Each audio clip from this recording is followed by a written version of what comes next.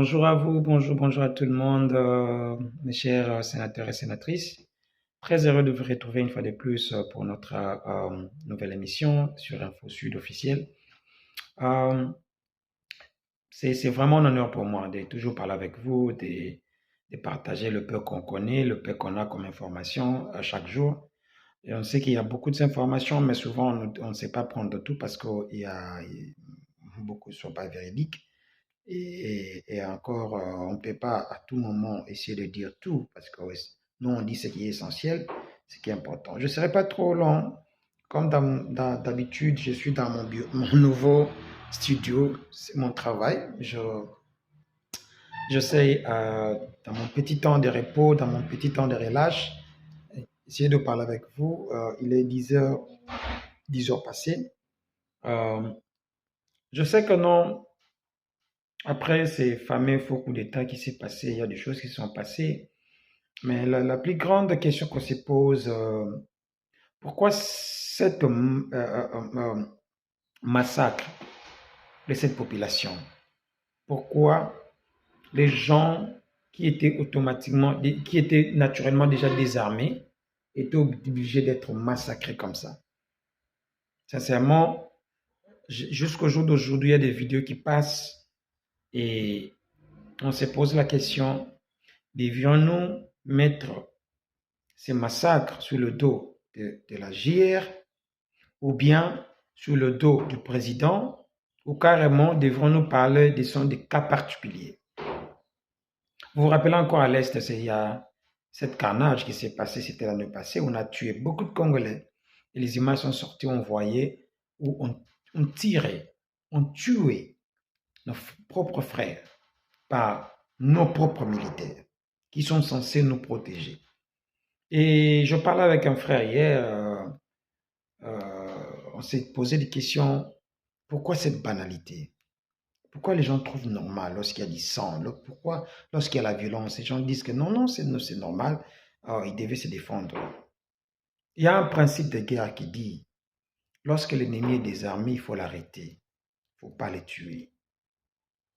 Cela ne vous donne pas le droit de l'arrêter. Même si on sait, je le répète encore, c'est un faux coup d'État. C'est un théâtre bien préparé. Et malheureusement, qui s'est fini mal, parce que Christian Malala ne savait pas qu'on devait être tué.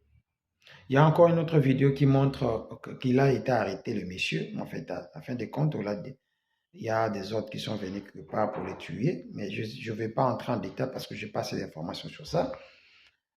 Mais sincèrement, moi, je m'inquiète plus pour les gens qui ont perdu la vie, des innocents. Les gens qu'on a ravis des jeeps, qu'on a ravis des véhicules, qu'on a tués, des pères de famille. On se pose la question, qui va dédommager ces familles? On se pose des questions, qui va prendre des charges ou en charge toutes ces veuves et orphelins qu'ils ont laissés? Ce sont des questions qu'on doit se poser. Sincèrement, j'ai été tenté de garder un peu aussi le silence par rapport à ces carnages ici, mais en réalité, je me dis non. Pour peu de vous qui me connaissent, savent que je suis trop sensible à l'injustice. Et partout où je suis passé, je peux au début accepter des choses qui se font, mais après je me révolte toujours. Je dis non, non, non. Enough is enough, assez est assez, c'est assez. Je ne peux pas continuer à accepter, à cautionner des bêtises. Alors, très chers frères et sœurs congolais, sénateurs et sénatrices, réveillons-nous et arrêtons, s'il vous plaît. S'il vous plaît, je vous demande. Le Congo ne peut pas être construit par une certaine catégorie de personnes. Le Congo a besoin de toi, a besoin de moi. Au Congo comme à l'extérieur du Congo. Ce n'est pas simplement qui peuvent construire ou carrément la diaspora, non. Tout le monde peut apporter quelque chose à une seule condition. Premièrement, d'aimer le Congo. Deuxièmement, connaître le Congo. Et troisièmement, œuvrer pour son bien-être. C'est comme j'avais dit, je ne serai pas trop long parce que Il y a beaucoup de choses qui se sont passées, mais nous essayons quand même de ne pas mélanger les choses, prendre euh, les informations une par une, même si ça nous a tenté quand même de parler aussi de ce qui se passe maintenant au Parlement. On se pose des questions. Oui, l'Assemblée nationale est déjà installée. À quand le Sénat? Parce que nous avons besoin de toutes ces institutions-là pour essayer de vraiment canaliser notre combat. S'il faudrait attaquer, il ne faut pas dire que non, on attaque une institution qui est encore provisoire ou bien qui est une institution qui doit être changée. C'est comme le gouvernement, on se pose des questions. À quand est-ce que le gouvernement, qu'est-ce qui empêche? Est-ce qu'on attend que ces ministres puissent grandir ou comment? Je ne sais pas. Ce sont des questions que moi je me pose. C'est comme si au moment où la dame a été nommée, le ministre est encore enfant et on attend à ce que le ministre puisse grandir. Je ne sais pas. Qu'on se le dise. Donc, un parent qui fait attendre la famille parce que les sentiments des uns des autres, il doit accepter ou carrément commoder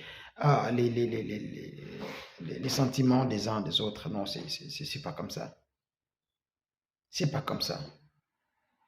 Déjà, lorsqu'on fait une élection, on a déjà en tête. Il y a une chose que j'ai aimé chez Mosé Kabila, même si c'est pas un modèle, mais Mosé est venu avec ces personnes. Mosé est venu avec ses ministres, est venu avec ceci. Et à l'époque, le gouverneur qui passait et faisait le vote au public à main levée. Mais beaucoup de ministres, beaucoup de ses proches, ils connaissaient, ils savaient. Mais nos politiciens aujourd'hui, ils marchent à l'aveugle, ils commencent à faire des alliances par-ci, par-là, et ces alliances-là, maintenant, commencent à retarder les choses.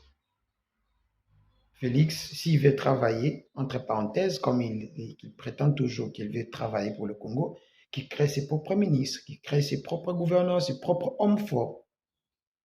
Parce qu'avec 32 ans, euh, euh, disons, 32 ans à l'opposition, ou bien 27 ans, je ne sais même pas combien exactement, comment ils n'ont pas pu créer des hommes forts dans leur camp. Ce sont des choses, des questions qu'on doit se poser. Présentement, là, on a besoin d'un gouvernement, on a besoin de prise de décision, on a besoin d'un changement. Les choses doivent bouger. C'est pas que non, nous devons toujours continuer à vivre comme si on était, on était pénalisé, bloqué et isolé. Non. Merci pour votre temps. Que Dieu bénisse chacun de nous et Dieu bénisse le Congo. Essayons de réfléchir ensemble, très chers amis, et que notre pays mérite mieux. Notre pays mérite mieux. En aucune fois, toi, Congolais qui me suis, yom toujours l'andanga Congolais, au compromettre identité na yo parce que il y a un politicien qui a besoin que yo zana simanaï. La moka, conscience na yo etelema. Totika makambo ya gauche droite inde. C'est notre pays.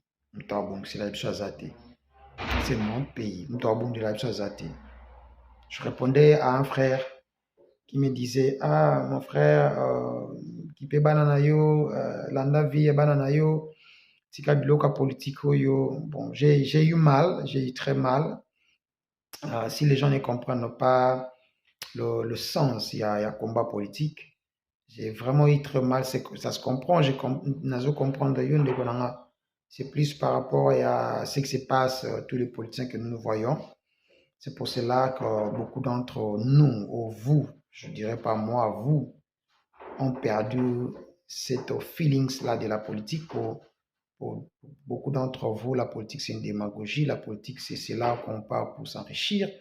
C'est là où on part pour se protéger et assurer l'avenir. Non, non, non. C'est là où on part pour servir les autres. Pour servir les autres. Très chers amis,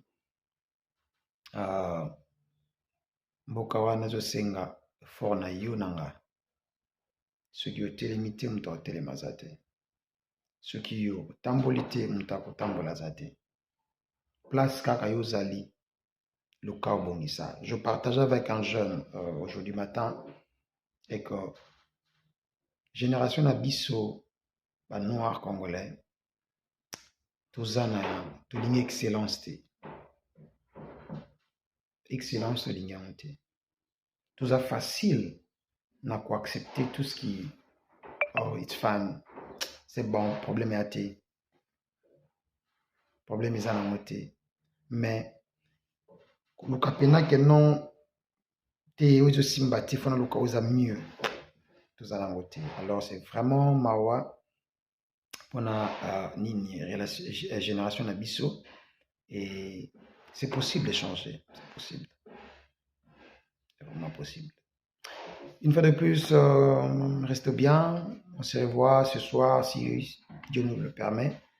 Na live Nabiso comme d'habitude. On ne l'a pas fait hier parce que les amis n'étaient pas en ligne. Et puis aujourd'hui, on va encore tenter. Tout celui qui sera en ligne, pas de problème, on va le faire.